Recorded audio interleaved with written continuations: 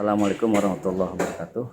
Pemirsa NMC dimanapun kalian berada, baru-baru ini ada kontroversi di dunia maya yang cukup menyita perhatian kita semua terkait dengan mata lomba yang diadakan oleh Badan Pembinaan Ideologi Pancasila atau BPIP dalam rangka memperingati HUT RI yang ke-76. Tema tersebut mengangkat satu karya ilmiah yang berjudul Hormat Bendera Menurut Islam dan Menyanyikan Lagu Indonesia Raya Menurut Islam. Yang akhirnya meskipun kontroversi tersebut berakhir sebab ada banyak masukan dari masyarakat, terutama dari Majelis Ulama Indonesia oleh Bapak Anwar Abbas dan juga oleh pengurus Pusat Muhammadiyah Pak Busro Muqaddas, akhirnya diganti dengan judul Pandangan Agama dalam Menguatkan Wawasan Kebangsaan dan Peran Masyarakat dalam Menghadapi Pandemi COVID-19 Menuju Indonesia Tangguh dan Indonesia Tumbuh. Berikut kami akan wawancara kepada salah seorang narasumber. Beliau adalah Kiai Haji Ahmad Fahrudin Murodih, Ketua Umum Kelompok Kerja Penyuluh Kementerian Agama Kota Depok, sekaligus juga pengasuh Pondok Pesantren Ittihadus Suban Sawangan Kota Depok. Assalamualaikum warahmatullahi wabarakatuh. Bismillahirrahmanirrahim. Alhamdulillah ala nikmatil imani wal hurriyah. Wassalatu wassalamu ala Rasulillah wa ala alihi wa sahbihi wa man tabi'ahu wa wala. Pemirsa NMC Media di mana saja berada, pertama puji syukur kepada Allah, salawat yang mulia atas Nabi kita Muhammad SAW. Salam jumpa di siang menjelang sore hari ini, sebagaimana yang tadi disampaikan oleh moderator bahwa fenomena yang sedang hangat dibicarakan di negeri kita, di setiap kali momentum kemerdekaan selalu ada diskusi-diskusi tentang keagamaan dan kebangsaan. Dua sisi yang memang tidak bisa dipisahkan antara agama dan negara, tetapi lebih kepada etika sebetulnya. Kita akan diajarkan etika beragama, etika kebangsaan. Ini semuanya menjadi satu hal yang harus dikedepankan. Pada perspektif keagamaan, dan ini akhirnya menjadi sebuah instrumen yang nanti pada akhirnya juga dimaknai kepada tujuan yang sama. Ini kan urusannya hormat menghormat yang kemudian dimaknai bagi sekelompok orang, sekelompok komunitas yang begitu sensi menurut saya ya di dalam memahami pemahaman ini.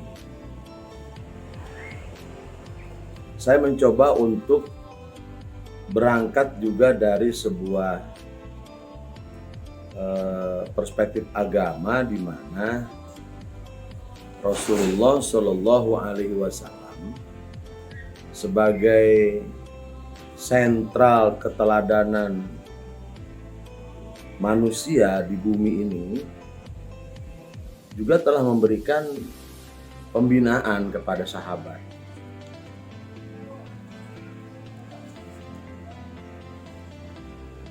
Di dalam satu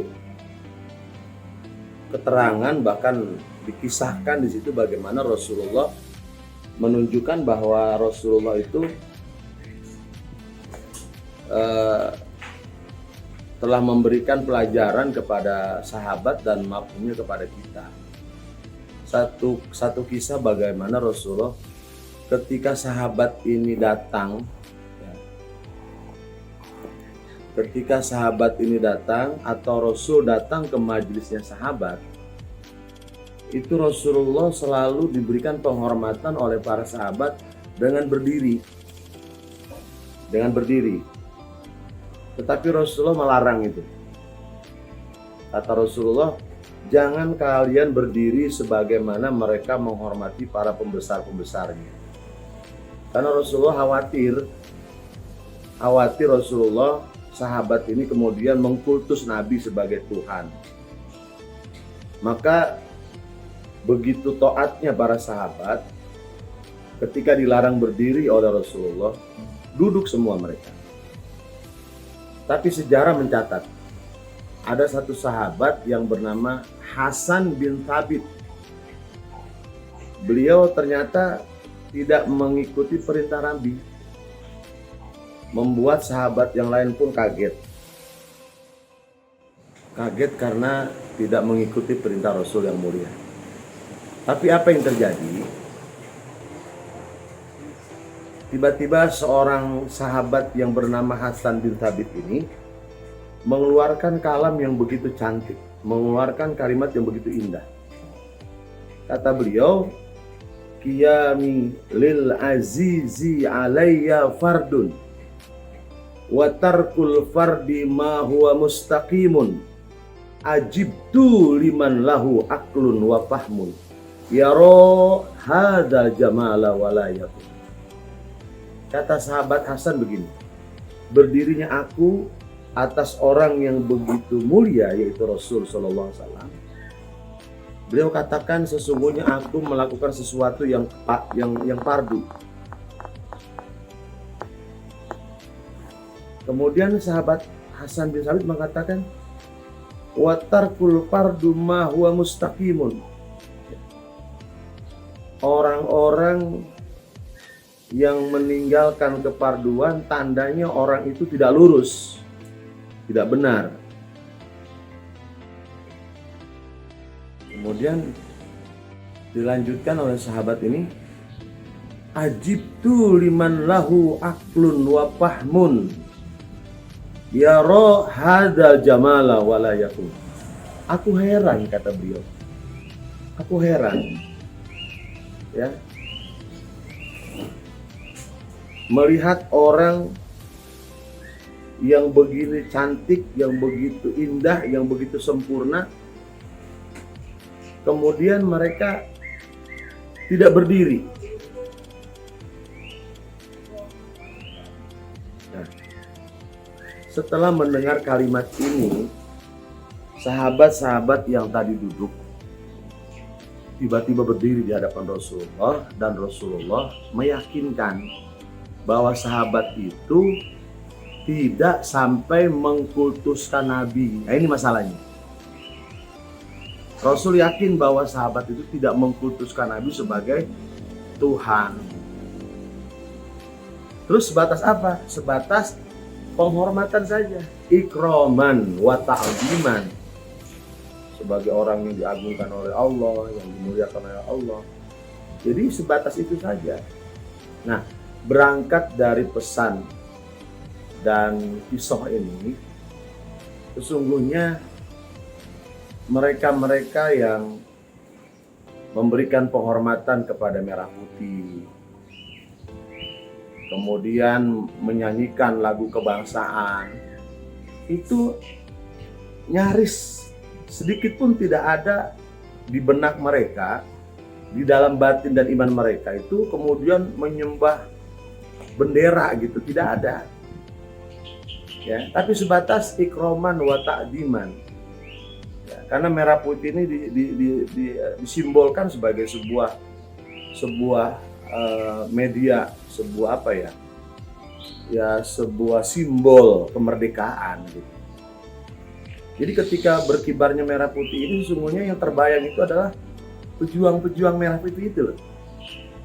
Ya, dengan pokik takbirnya, dengan tumpahan darahnya, ada yang dibunuh, ada yang disembelih, macam-macam. Untuk sekedar memerdekakan negeri ini. Gitu loh. Jadi ketika kemudian memberikan penghormatan, sesungguhnya itu yang terlintas adalah wajah-wajah pahlawan yang telah memerdekakan negeri ini. Jadi itu sesuatu yang wajar gitu. Wajar kita berikan penghormatan karena perjuangan mereka. Gitu. Jadi penghormatan di sini bukan berarti penghambaan, bukan berarti seperti kita sujud, ruku dan sujud di dalam sholat. Nah, seperti kalau boleh saya kembangkan, seperti kita misalnya punya orang tua, jasanya sudah tidak terhitung lah.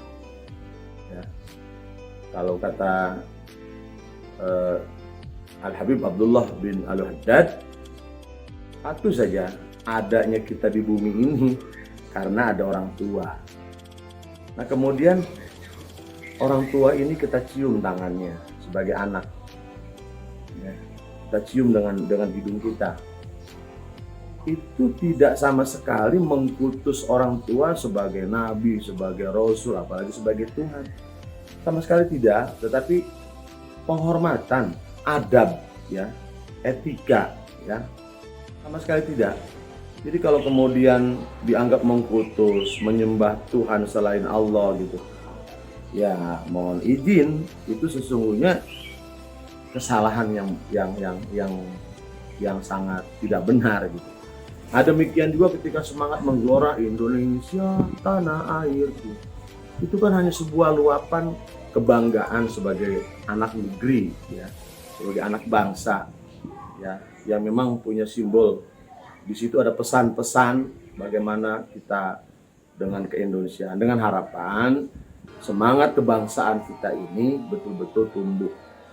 Karena bagaimanapun kalau bangsa ini aman, bangsa ini nyaman, bangsa ini dimiliki oleh semua rakyat Indonesia, kemudian negara menjadi aman, sudah otomatis kita beragama pun akan menjadi aman dan bisa kita melaksanakan.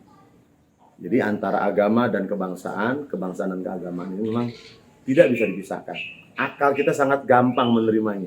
Kalau negeri ini aman, maka nilai-nilai agama bisa kita laksanakan. Tapi kalau negara ini tidak aman, negara ini carut-marut, ya mana bisa kita melaksanakan syariat agama dengan baik.